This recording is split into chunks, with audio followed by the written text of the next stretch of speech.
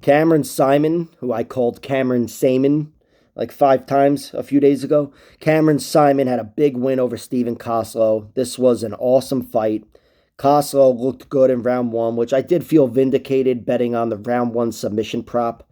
I had no footage of Koslow, but I know he's got 6 wins with 6 first-round submissions.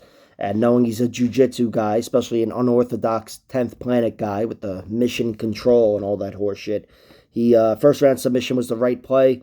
And it almost hit, but not really. Either way, this fight did go on paper about how I expected it to go. Again, without having seen Koslow fight too much. I thought Saaiman did what he did pretty much in his last fight. Weathered the storm, was able to take over the fight down the stretch, and found a beautiful third-round finish.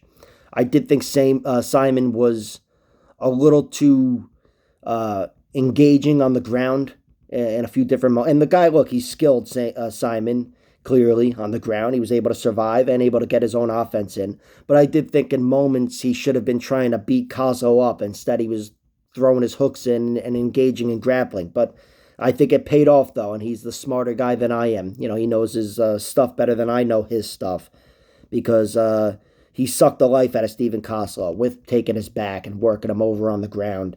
And Koslow, even though it was pretty clear to me that he wasn't going to be submitted, he was starting to wilt. He was starting to fade.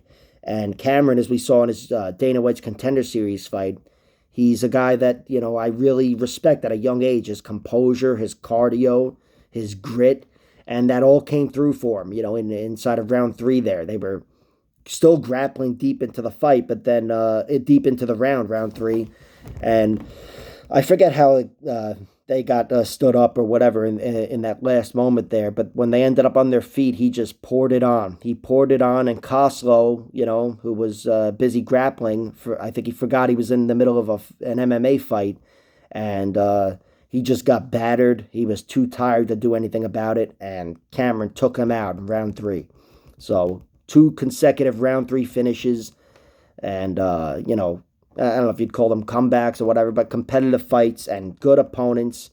I think I've said this like 6 times in these videos, but the sky's the limit for Cameron Saaiman.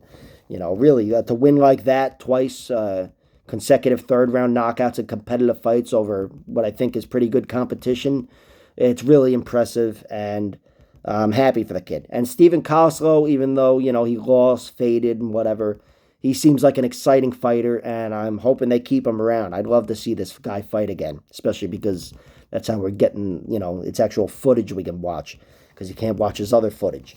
But great win for Saaiman. I did think he was down. I thought Koslow was winning 19-18, and that was with the point. There was a point deduction, I believe, right? For the illegal knee. Cameron Saaiman kneed him in the head. I don't know.